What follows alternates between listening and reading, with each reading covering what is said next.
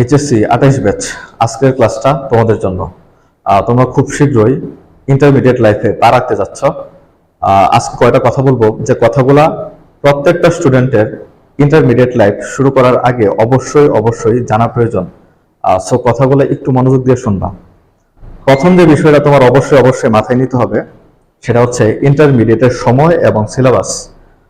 আমরা যদি এসএসসির সাথে ইন্টারমিডিয়েটের সময় এবং সিলেবাসকে কম্পেয়ার করি, এটা তোমাদের ক্ষেত্রে বুঝতে সুবিধা হবে।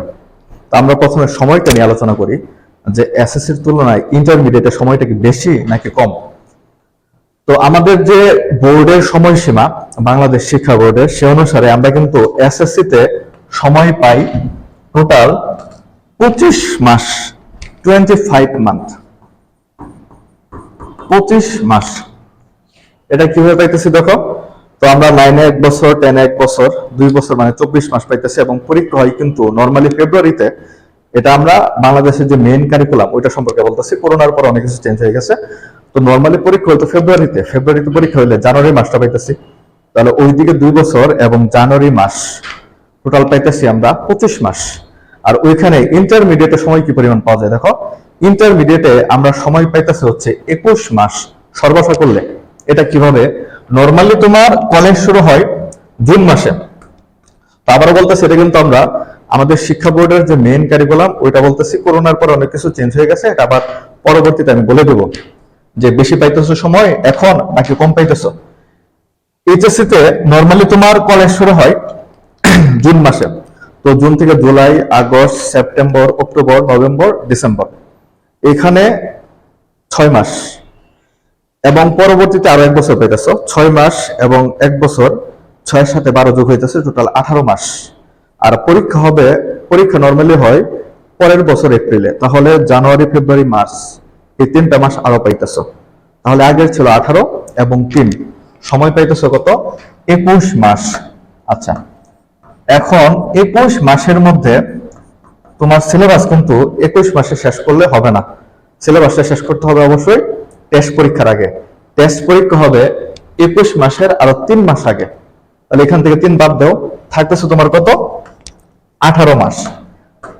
তাহলে আমরা ইন্টারমিডিয়েটে সময় পাইতেছি 18 মাস, যেখানে এসএসসি লাইফে সময় পাইছি 25 মাস। তার সময় কি বাড়লো না কমলো? এর মধ্যেও কথা আছে। কথা কি, তোমার কিন্তু এসএসসি লাইফে এডমিশনের কোনো প্যারা নেওয়া লাগছে না। এখন ইন্টারমিডিয়েট লাইফে এই 18 মাসে আমার ইন্টারের একাডেমিক পড়া কভার করতে হবে, সাথে কিন্তু আমার এডমিশনের পড়াটা কম করে হলেও গুছিয়ে রাখতে হবে। তো সময় কিন্তু বুঝতেই পারছো আগের তুলনায় এখন খুবই কম হতে যাচ্ছে। এখন যদি সিলেবাসে যাই, এটা অনেকে হয়তো দেখছো, এখানে দেখো আমরা কি বুঝাইতেছি। এখানে হচ্ছে যখন আমরা 5ম থেকে 8ম শ্রেণী পর্যন্ত পড়ছি, বিজ্ঞান বই ছিল একটা। 9-10-এ আসার পরে বিজ্ঞান বই কিন্তু এই যে 3টা ভাগে ভাগ হয়ে গেছে, রসায়ন, পদার্থবিজ্ঞান, জীববিজ্ঞান। এখন ইন্টারমিডিয়েটে কি হবে, প্রত্যেকটা বইয়ের আবার 2টা করে পেপার হবে। তাহলে জীববিজ্ঞানের প্রথম পত্র, দ্বিতীয় পত্র, পদার্থ, রসায়ন সবগুলোর ক্ষেত্রে প্রথম পত্র এবং দ্বিতীয় পত্র। তো আমাদের 3 বই হয়ে গেছে 6 বই। আর সাথে কিন্তু উচ্চতর গণিত আছে, হায়ার ম্যাথের আরো 2টা বই আছে। হায়ার ম্যাথের ফার্স্ট পেপার আছে, সেকেন্ড পেপার আছে। তাহলে আগে আমরা যেখানে সায়েন্সের 9-10-এ 4টা বই পড়ে আসছি, এখানে ইন্টারমিডিয়েটে আমাদের পড়তে হবে 8টা বই। আর যদি আমি একটু পড়ার পরিধি নিয়ে বলি, আমি বায়োলজি নিয়ে বলি, দেখো বায়োলজি 9-10 থেকে 9-10-এর যে বইটা, এখন তো বই ডাবল হয়ে গেছে, তাহলে অবশ্যই পড়া বেশি। এখন মনে হইতেছে ডাবল হয়েছে মানে পড়ার কন্টেন্ট দ্বিগুণ হয়েছে। আসলে দ্বিগুণ না, তোমার পড়ার কন্টেন্ট হয়েছে আগের তুলনায় 4 থেকে 5 গুণ। কারণ এর ভিতরে যে বিস্তর সিলেবাসটা, সেটা যদি 9-10-এর সাথে তুমি কম্পেয়ার করো, অবশ্যই কম করে হলেও 4 থেকে 5 গুণ পড়া তোমার বায়োলজিতে বেশি। একইভাবে রসায়ন, ফিজিক্স, উচ্চতর গণিত প্রত্যেকটা সিলেবাসে অবশ্যই কয়েক গুণ করে তোমার পড়া বাড়তেছে। তাহলে আমরা দেখতেছি কি, আমাদের পড়ার সময়টা কম পাইতেছি, কিন্তু সিলেবাসটা সেক্ষেত্রে বড়। আবার এক্সট্রা আমাদের এডমিশনের প্রেশার আছে। বায়োলজির কথা আমি বলতেছি কারণ যেহেতু আমি বায়োলজি পড়াই। তবে বায়োলজিতে আরেকটা বিষয়, বায়োলজি না প্রত্যেকটা সাবজেক্টের ক্ষেত্রে একটা বিষয় হচ্ছে তোমার এক্সট্রা ইনফরমেশন। এক্সট্রা ইনফরমেশন বিষয়টা কি, যেটা হচ্ছে আমাদের 9-10-এ যেরকম স্পেসিফিক বই ছিল, ইন্টারমিডিয়েটে কিন্তু ওইভাবে কোনো স্পেসিফিক বই নাই। যেহেতু স্পেসিফিক বই নাই, আমার অনেকগুলো রাইটার পড়া লাগে। অনেকগুলো রাইটার পড়া লাগে। এখানে দেখো কিছু রাইটারের বই আছে যেগুলো সবচেয়ে জনপ্রিয়, কিন্তু অনেক ক্ষেত্রে এডমিশন বলো, একাডেমিক বলো, এই রাইটার গুলোর বাইরেও অনেক তথ্য আসে। তো বায়োলজির ক্ষেত্রে আমরা কিছুটা তোমাদের কাজটা সহজ করে দিচ্ছি, যে আমাদের দুইটা বই আছে, মাস্টার জুওলজি, মাস্টার বোটানি। ওইখানে তোমরা হচ্ছে জুওলজি 3টা রাইটারের সকল তথ্য কভার করতে পারবে, এবং বোটানি 3টা রাইটারের সকল তথ্য তোমরা কভার করতে পারবা। আচ্ছা, তো মোটামুটি হয়তো আমি তোমাদের একটা কনসেপ্ট দিতে পারছি যে আমাদের ইন্টারমিডিয়েটের পড়ার প্যাটার্নটা কিরকম হওয়া উচিত। এখন অনেকে কি করে, স্টুডেন্টরা 9-10 যে প্যাটার্নে পড়ে বা যে সময়টা দেয়, যে এফোর্টটা দেয়, ইন্টারমিডিয়েটের সেম এফোর্ট দেয়, কিন্তু রেজাল্ট আসে না। কেন আসে না? বুঝতেই তো পারতেছো, সময়টা কম কিন্তু সিলেবাসটা বেশি। তাহলে আমার এফোর্টের পরিমাণ অবশ্যই বাড়াইতে হবে, আগের মতো রাখলেও চলবে না, আর কম কম হলে তো হবেই না। এখন আমরা যাইতেছি কোথায়? অনেক কথা বলছি, আজকে একটা টপিক নিয়ে আলোচনা করবো, সেটা হচ্ছে হার্ট। দেখো, বায়োলজির ক্ষেত্রে আমরা কি করি, নর্মালি 9-10 থেকে শুরু করে বায়োলজি মুখস্থ করি। তো বায়োলজি আসলে মুখস্থ করলে সেটা 9-10 হয়ে গেছে, কিন্তু ইন্টারমিডিয়েটে তুমি মুখস্থ করে কুলাতে পারবে না। বায়োলজিটা তোমার অবশ্যই ফিল করতে হবে, বুঝে করতে হবে। আর বায়োলজি হার্ট থেকে ফিল করে করতে হবে, হৃদয় থেকে ফিল করে করতে হবে। প্রত্যেকটা টপিক, প্রত্যেকটা কনসেপ্ট তোমার বুঝে বুঝে ক্লিয়ার করতে হবে।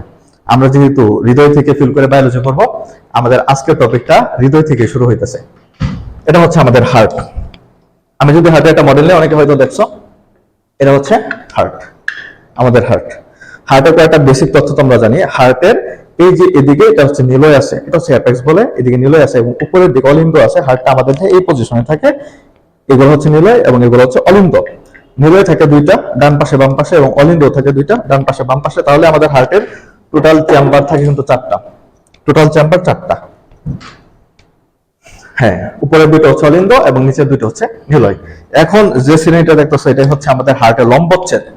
আমার হার্টে যে হাড়টা ছিল, এই যে হাড়টা, এটা যদি আমি আমার এই হার্টের দৈর্ঘ্য বরাবর কাটি, অথবা আমার দেহের দৈর্ঘ্য বরাবর কাটি, তখন হাড়টা কিন্তু এভাবে ভাগ হয়ে গেছে, লম্বালম্বি ভাবে ভাগ হয়ে গেছে। এটাকে আমরা বলতেছি হার্টের লম্বচ্ছেদ। এটা চিত্র কিন্তু মোস্ট ইম্পর্টেন্ট আমাদের ইন্টারমিডিয়েট সিলেবাসের মধ্যে, মোস্ট ইম্পর্টেন্ট। তো আমরা স্টুডেন্টরা এই চিত্র রাখতে পারি না। আজকে তোমাদের এই চিত্রটা কিভাবে, হার্টের লম্বচ্ছেদের চিত্র কিভাবে সহজ করে আঁকা লাগে, এটা তোমাদের প্রথমে দেখাবো, এবং হার্টের কিছু বেসিক কনসেপ্ট নিয়ে আজকে আলোচনা করবো। প্রথমে আমরা হার্টের লম্বচ্ছেদের চিত্র আঁকা শুরু করি। দেখো, তো খেয়াল করো। তো প্রথমে আমরা নিলয় আঁকবো। নিলয় তো নিচের দিকে থাকে, একটু হার্টটা আমাদের দেহের বাম পাশে কাত হয়ে থাকে। তো আমি হার্টের এই যে নিলয়ের পার্টটা আমি আঁকলাম। ওকে, এখন আমি কোন পজিশনে আঁকতেছি, ঠিক আমার দেহের মধ্যে হার্টটা যে পজিশনে আছে, এটা হচ্ছে আমার ডান পাশ এবং এটা হচ্ছে বাম পাশ। এটা হবে হার্টের ডান পাশ এবং এটা হবে হার্টের বাম পাশ। আমি তাহলে প্রথমে পাশটা চিহ্নিত করি, যেটা আমার বেসিক গুলো বোঝার ক্ষেত্রে অনেক কাজে দেবে। ডান পাশ এবং এটা হচ্ছে বাম পাশ। ওকে, এখন নিলয় আঁকতেছি। আমি কি করব, এখানে এই যে হালকা ডান পাশে, হালকা ডান পাশে মাঝখানে কিন্তু হালকা ডান পাশে এইভাবে একটা রেখা এঁকে রাখবো, হালকা ডান পাশে। হার্টের যে সরু অংশটা, এটা অ্যাপেক্স বলে, এটা কিন্তু বাম দিকে পড়ছে, অ্যাপেক্স তৈরি করে বাম নিলয়। ডান নিলয় কিন্তু অ্যাপেক্স তৈরি করে না। হার্টের সরু অংশ বা অ্যাপেক্স, এটা তৈরি করছে কে? বাম নিলয়। ওকে, এখন নিলয়ের সম্পূর্ণ অংশটা আমরা এঁকে ফেলতেছি। যেহেতু এটা পেশির স্তর দ্বারা গঠিত, তো পেশির স্তর তো মসৃণ থাকে না, একটু এবড়ো থেবড়ো থাকে। আমরা একটু এবড়ো থেবড়ো করে রাখবো। আর এখানে একটা বেসিক আছে, একটা বিষয় হচ্ছে বায়োলজির চিত্রটা তোমার বিশেষ করে সুন্দর না হলেও চলে, কিন্তু সাইন্টিফিক হইতে হবে। আমরা যখন নিলয়ের চিত্র আঁকি, হৃৎপিণ্ডের নিলয় তো দুইটা, মাথায় রাখবা বাম পাশের যে নিলয়টা, বাম পাশের নিলয়ের প্রাচীরটা ডান পাশের তুলনায় অনেক পুরো হয়। পুরো হয় কোনটা? বাম পাশেরটা। আমি ডান পাশেরটা যে পরিমাণ পুরো করে আঁকছি, আমার বাম পাশেরটা তার চেয়ে বেশি পুরো করে আঁকতে হবে। এটা কেন পুরো হয় এটা আমরা একটু পরে বলবো, কিন্তু আঁকার ক্ষেত্রে আমি অবশ্যই আগের থেকে পুরো করে আঁকবো। এখন দুইটা নিলয়ের মাঝখানে আমার পথ রাখতে হবে। নিলয় যেহেতু দুই ভাগে ভাগ হয়ে গেছে, তো ওই পথটা তো মাসল দ্বারা গঠিত, সেক্ষেত্রে হচ্ছে এটা ওটা এবড়ো থাকবে। আচ্ছা, এখন কিন্তু দুইটা নিলয় স্পষ্ট বোঝা যাইতেছে, ডান নিলয় এবং বাম নিলয়। কোন পাশে নিলয়ের প্রাচীর মোটা, বাম পাশে নিলয়ের প্রাচীরটা কিন্তু মোটা। ওকে, এখন অলিন্দ আঁকবো। অলিন্দ কিভাবে আঁকা যায়, প্রথমে কি করবা, যে নিলয়ের এখানে এভাবে আর এখানে এভাবে কিছু একটা এঁকে রাখবো। একশো হয়তো খেয়াল করছো। এখন কি করতেছি, এটারে নিচের দিকে নামো, আর এটারে হালকা এদিকে নিয়ে আসা উপরের দিকে তুলে রাখো।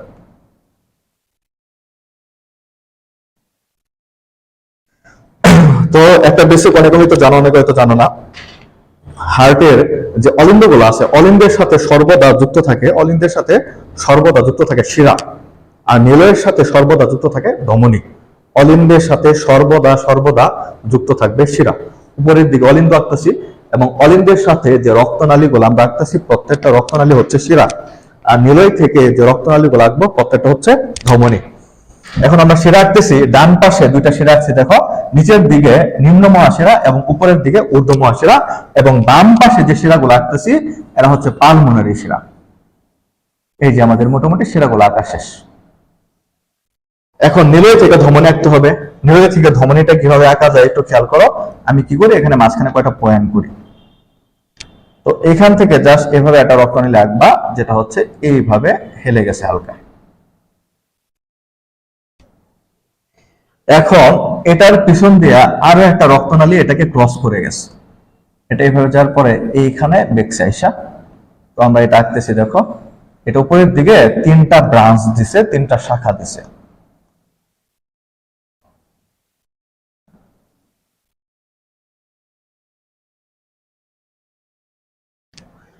বুঝতে পারছো? এখানে কি একদম আমরা দেখো নিলয় থেকে শুরু হয়েছে দুইটা রক্তনালী, এই দুইটা হচ্ছে ধমনী। এখন আমরা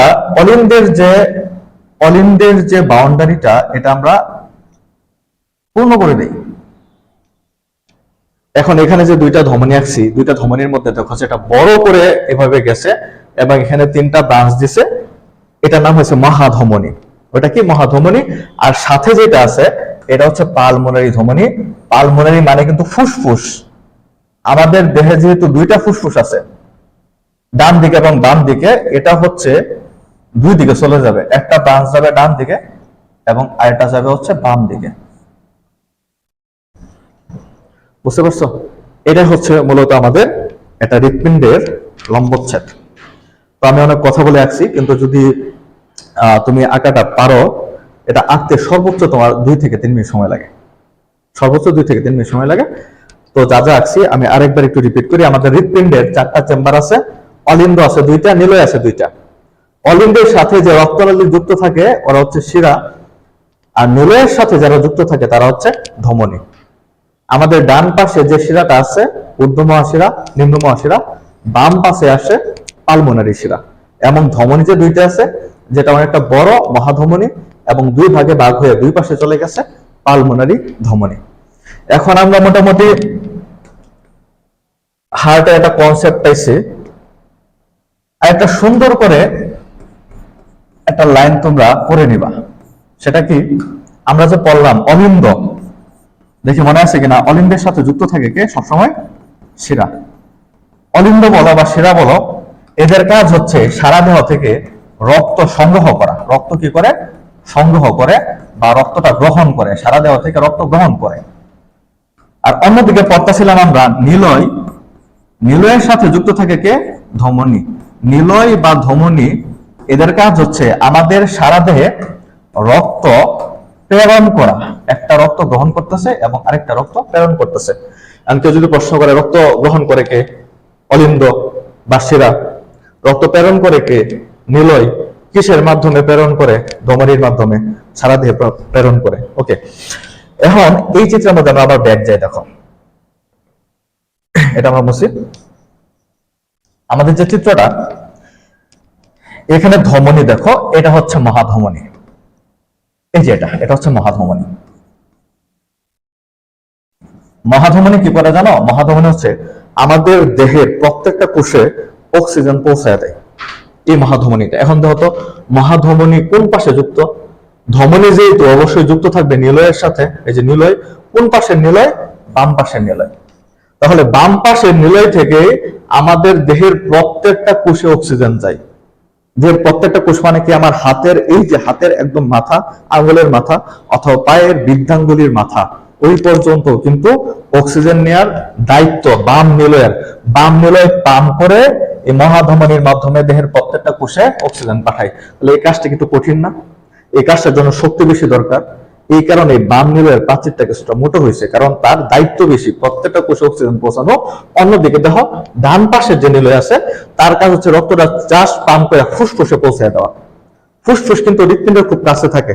এই ক্ষেত্রে তার পরিশ্রমটা কম হয়, কাজটা কম হয়, এবং সেই কারণে তার প্রাচীরটা পাতলা। আমরা বলতেছিলাম না বাম পাশের নীলের প্রাচীরটা মোটা, কেন মোটা বুঝতে পারছো? কারণ তার কাজ হচ্ছে রক্ত পাম্প করে আমাদের দেহের প্রত্যেকটা কোষে পৌঁছায় দাও। ওকে, মোটামুটি একটা কনসেপ্ট পাইছি। এখন আমরা মহাধমনী, এটা তো পালমোনারি ধমনী, এটা লিখে ফেলি কারণ এটা ফুসফুসে যাবে। এটা হচ্ছে পালমোনারি ধমনী, পালমোনারি ধমনী। আরেকটা বিষয়, এটা কি জানো? এটা তো বেসিক আমরা বললাম অলিন্দ নিলয় ধমনী শিরা সম্পর্কে। আরেকটা বেসিক আছে, আমাদের হৃৎপিণ্ডের যে বাম পাশ আছে না, বাম পাশ দিয়ে সর্বদা পরিবহন হয় অক্সিজেন, আর হৃৎপিণ্ডের যে ডান পাশ আছে ওইখান দিয়ে সর্বদা পরিবাহিত হবে কার্বন ডাই অক্সাইড। বামে পরিবহন হবে অক্সিজেন এবং ডানে পরিবহন হবে কার্বন ডাই অক্সাইড। এইখানে দেখো ডান পাশ, ডান পাশটা আমি নীল করে দিই, যে ডান পাশের সমগ্র অংশটা আমি নীল করে দিতেছি। কেন? নীল রক্ত দ্বারা মূলত কার্বন ডাই অক্সাইড যুক্ত রক্ত বোঝায়, ডান পাশটা হচ্ছে নীল, বুঝা যায়। আর বাম পাশ লাল, কারণ ওইখান দিয়া মূলত অক্সিজেন যুক্ত রক্তকে বোঝায়।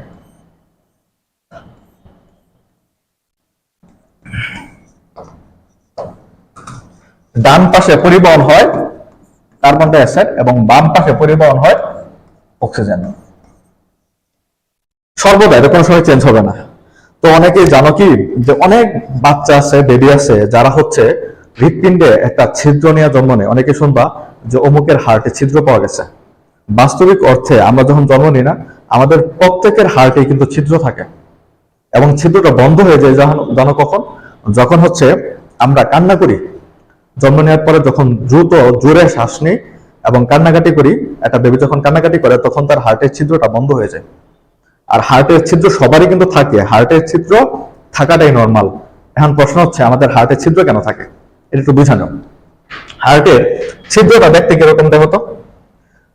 হার্টের ছিদ্রটা এরকম দেখো, এই যে আমাদের দুইটা অলিন্দ যে আছে উপরের দিকে তো অলিন্দ থাকে, দুইটা অলিন্দের মাঝখানে এরকম একটা ছিদ্র থাকে, আর ছিদ্রের এই পাশে কিন্তু একটা কপাটিকা থাকে। আমরা যখন জন্ম নিই, জন্ম নেওয়ার পরে কান্নাকাটি করি, একটা বেবি জন্ম নেওয়ার পরে যখন কান্নাকাটি করে আর তার নাক দিয়ে যখন অক্সিজেন ঢুকে, অক্সিজেন বাতাসের চাপে এই কপাটিকাটা পরবর্তীতে বন্ধ হয়ে যায়।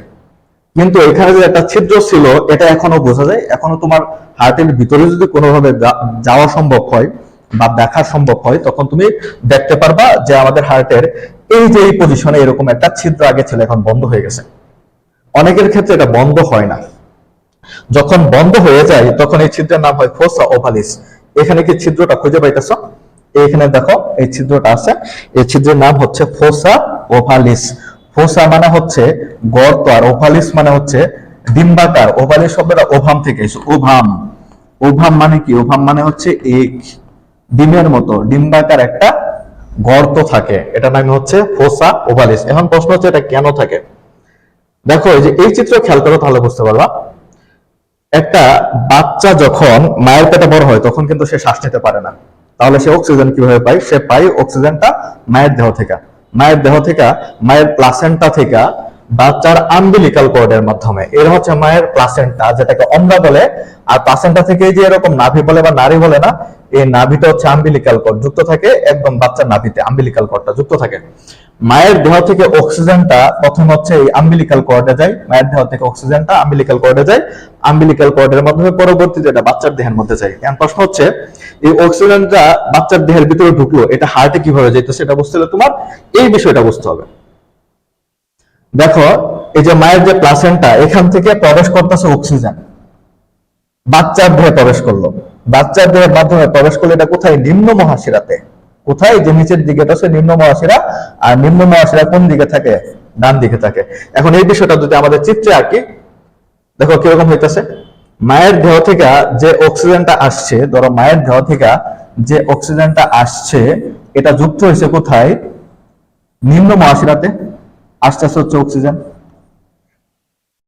এখন নিম্ন মহাশিরা কোন পাশে? ডান পাশে। ডান পাশে পরিবহন হয় কি? Carbon die oxide. কিন্তু মায়ের দেহ থেকে আস্তে আস্তে ডান পাশে কি? অক্সিজেন। দেখো পরিবহন হওয়ার কথা কার্বন ডাই অক্সাইড, আসলো কি? অক্সিজেন। তাহলে অক্সিজেন কি তার যথাযথ জায়গায় যেতে পারছে না? অক্সিজেনের পরিবহনের যথাযথ জায়গা হচ্ছে বাম পাশ। তো ডান পাশে প্রথমে অক্সিজেনটা যখন আসলো, সে আসে ডান অলিন্দে। এখন তাকে যাইতে হবে বাম পাশে, কারণ অক্সিজেন ডান পাশে পরিবহত হয় না। বাম পাশে কিভাবে যাবে? এইখানে যদি ছিদ্র না থাকে তাহলে অক্সিজেনের ডান পাশ থেকে বাম পাশে যাওয়া কোনো মতেই পসিবল না। এই কারণে আমাদের ভ্রূণাবস্থায় মায়ের পেটে এই দুইটা অলিন্দের মাঝখানে এইখানে একটা ছিদ্র থাকে, অনেকটা এইভাবে একটা ছিদ্র থাকে। এই ছিদ্রের মাধ্যমে মায়ের যে অক্সিজেনটা নিম্ন মহাশিরার মাধ্যমে ডান অলিন্দে গেল, এইখান থেকে অক্সিজেনটা পরবর্তীতে বাম অলিন্দে যায়, বাম অলিন্দ থেকে অক্সিজেনটা বাম নিলয়ে যায়। আর আমরা জানি বাম নিলয়ের সাথে যুক্ত থাকে মহাধমনী, এই বাম নিলয় থেকে মহাধমনীতে যায়, মহাধমনীর মাধ্যমে অক্সিজেনটা আমাদের দেহের প্রত্যেকটা কোষে পৌঁছায়া যায়। বুঝতে পারছো? তাহলে এরকম আরো মজার মজার অনেক কনসেপ্ট আছে। এই ছিদ্রটা কেন আছে, হার্ট নিয়ে আরো অনেক বেসিক আলাপ হবে। এখন ভাল বা কপাটিকা সম্পর্কে কোনো কথা বললাম না, এগুলো নিয়ে ভবিষ্যতে আলাপ হবে। আজকে এই পর্যন্তই থাক, দেখা হবে সামনে। আসসালামু আলাইকুম।